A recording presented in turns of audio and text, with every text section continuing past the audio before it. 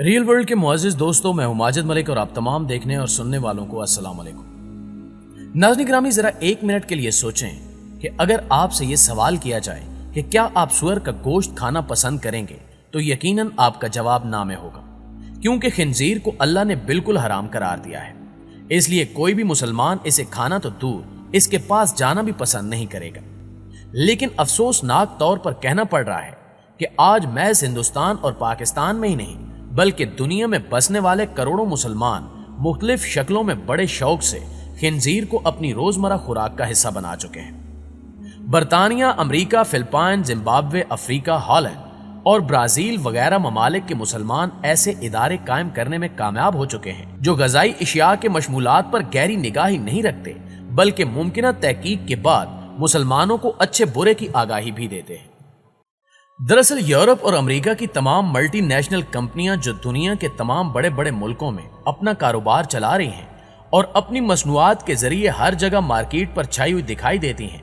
یہ تمام کمپنیاں یہودیوں کی ملکیت ہیں جو ایک منصوبہ بند سازش کے تحت دنیا بھر کے مسلمانوں کو کھلم کھلا سور یعنی خنزیر کی چربی کھلا رہی ہیں۔ بسکٹ اور کیک سمیت بیشتر بیکری اشیاء مثلاً ٹوتھ پیسٹ، شیونگ کریم، چوئنگم، چاکلیٹ، ٹافی اور کارن فلیک نیز ڈبہ بند چیزوں میں ڈبہ بند پھل اور پھلوں کے رس کے علاوہ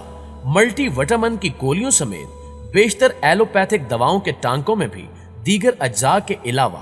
جو چیز لازماً شامل ہوتی ہے وہ خنزیر کی چربی ہے۔ فرانس کے سرکاری محکمہ غذا کا یہ کام ہے کہ کھانے میں استعمال ہونے والی تمام اشیاء کی رجسٹریشن کرے اور غذا کی یہ کوالٹی کنٹرول لیبارٹری فرانس کے پیگل مقام پر واقع ہے، جس کے ماہرین کا کہنا ہے کہ صرف فرانس میں 42,000 کی تعداد میں خنزیروں کے فارم ہیں جہاں خنزیر کی پرورش اور دیکھ بھال ہوتی ہے۔ چونکہ سور کے جسم میں چربی بہت زیادہ ہوتی ہے، اس لیے آج سے 60 سال پہلے تک فرانسیسی کمپنیاں اس چربی کو جلا کر ضائع کر دیتی تھی، لیکن پھر جب یہ کمپنیاں رفتہ رفتہ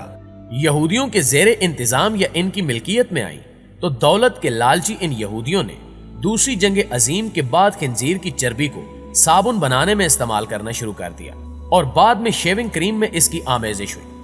پھر کچھ عرصے کے بعد خواتین کے افزائش حسن کے سامان جیسے بیوٹی کریم اور نیل پالش وغیرہ میں خنزیر کی چربی پگھلا کر ملائی جانے لگی اور ٹوتھ پیسٹ میں بھی اس حرام چیز کا استعمال شروع ہو گیا۔ دوستو، چونکہ اب بین الاقوامی تجارتی قانون کے تحت تمام اشیاء فروخت کے ڈبے یا پیکٹ پر یہ لکھنا ضروری ہوتا ہے کہ اس کے اندر کون سے اجزاء شامل ہیں اور اس کی تغذیاتی قوت کیا ہے، چنانچہ شروع میں ڈبے کے اوپر پگ فیٹ لکھا جاتا تھا، مگر کچھ لوگوں نے ان کمپنیوں کے ذمہ داروں کی توجہ اس جانب مبذول کروائی کہ تمام دنیا کے مسلمان خنزیر کو نجس اور سخت حرام تصور کرتے ہیں، اور 100 سال پہلے ہندوستان میں 1857 کی جنگ آزادی، جسے سامراج نے ہلکا اور بے وقت کرنے کے لیے غدر کا نام دیا تھا، اسی سور اور گائے کی چربی کے استعمال کے خلاف شروع ہوئی تھی۔ لہٰذا ان مکاروں نے اپنے تجارتی مفادات کے پیش نظر پیکٹ پر پگ فیٹ کی بجائے اینیمل فیٹ لکھنا شروع کر دیا۔ اس دوران عرب اور دیگر اسلامی ممالک میں تیل کی دولت کی بہتات ہوئی اور مغربی ممالک نے بڑے پیمانے پر عرب اور مسلم ممالک میں اپنے کاروبار کو فروغ دینے کا سلسلہ شروع کیا۔ تو ان مسلم حکومتوں کے ذمہ داروں نے ان سے پوچھا کہ آپ لوگ کس حیوان یعنی جانور کی چربی استعمال کرتے ہیں؟ انہوں نے اپنی فطری مکاری سے کام لیتے ہوئے جواب دیا کہ ہم ان چیزوں میں گائے اور بھیڑ کی چربی استعمال کرتے ہیں۔ لیکن جب مسلم ممالک نے انہیں آگاہ کیا کہ اسلام میں ہر اس حلال جانور کو بھی حرام قرار دیا گیا ہے جسے حلال طریقے سے اللہ کا نام لے کر ذبح نہ کیا گیا ہو، لہٰذا ہم ان اشیاء کا استعمال نہیں کر سکتے، تو ان مکاروں کی ملٹی نیشنل کمپنیوں نے اشیاء خورد و نوش کے پیکٹ پر خنزیر کی چربی اور حیوانی چربی کے الفاظ لکھنے کی بجائے ایک خفیہ اشارہ ای کوڈ کے نام سے لکھنا شروع کر دی۔ محققین کا کہنا ہے کہ ان کے فرانس کی پیگل لیبارٹری کے ایک ملازم کی اطلاع کے مطابق E100 سے لے کر E904 تک جتنے کوڈ غذائی اشیاء کے پیکٹ، ریپر یا ڈبے پر درج ہوتے ہیں ان سے مراد سور کی چربی ہی ہوتی ہے۔ مثال کے طور پر برطانیہ کمپنی کے مختلف بسکٹ جیسے نیوٹری چوائس، کریم کریکر وغیرہ کے ریپر پر اس میں شامل اجزاء کی فہرست میں emulsifier.E481 بھی درج ہے، اور اس کے ساتھ ساتھ گیہوں کے آٹے، نباتاتی تیل اور شکر وغیرہ کی شمولیت کا حوالہ بھی ہے۔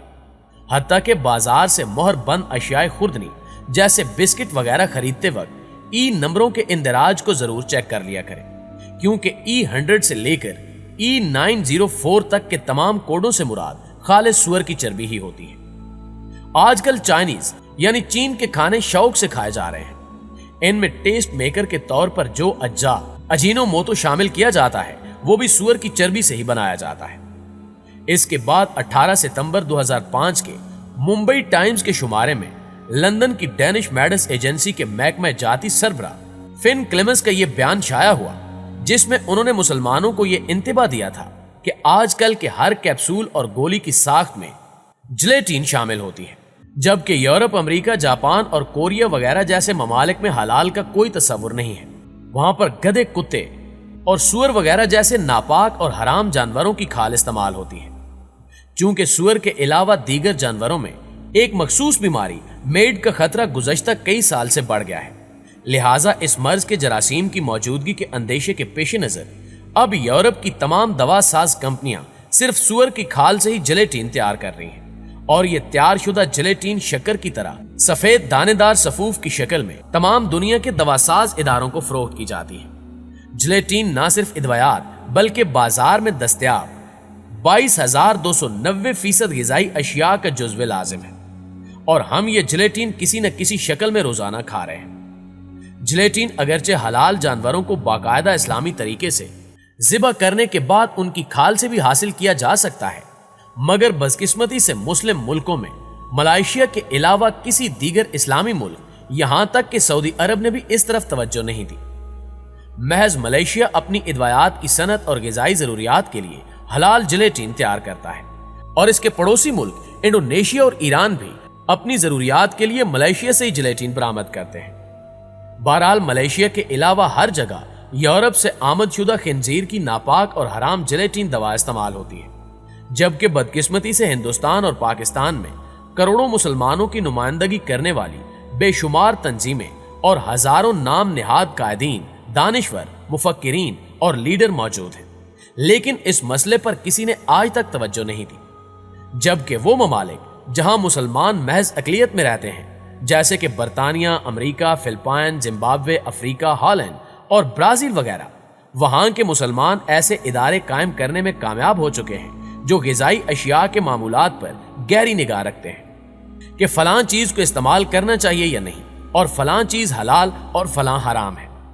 اس اہتمام کی وجہ سے ان مقامات کے مسلمان کافی حد تک بیدار ہو چکے ہیں، اور وہ غذائی اشیاء کے استعمال کے معاملے میں احتیاط سے کام لیتے ہیں۔ چنانچہ حال ہی میں انگلینڈ میں آباد مسلمانوں کی ایک ایسی تنظیم نے انٹرنیٹ پر مسلمانوں کی آگاہی کے لیے اپنی ایک سائٹ قائم کی جس کا نام گائیڈ ویز ہے۔ اس تنظیم کی فراہم کردہ اطلاعات کے مستند اور قابل اعتبار ہونے کا سرٹیفکیٹ دارالاسلام اور پاکستان کی حکومتوں نے عطا کیا ہے۔ مغربی ممالک کی صہیونیت زدہ کمپنیوں کی اشیاء خورد و نوش میں خنزیر کی چربی کی ملاوٹ کی خبر اور ای کوڈ کے ذریعے اس کو خفیہ رکھنے کی ان کی پالیسی کے انکشاف سے اسلام پسند حلقوں میں تشویش اور بے چینی کی لہر دوڑنا ایک فطری بات تھی۔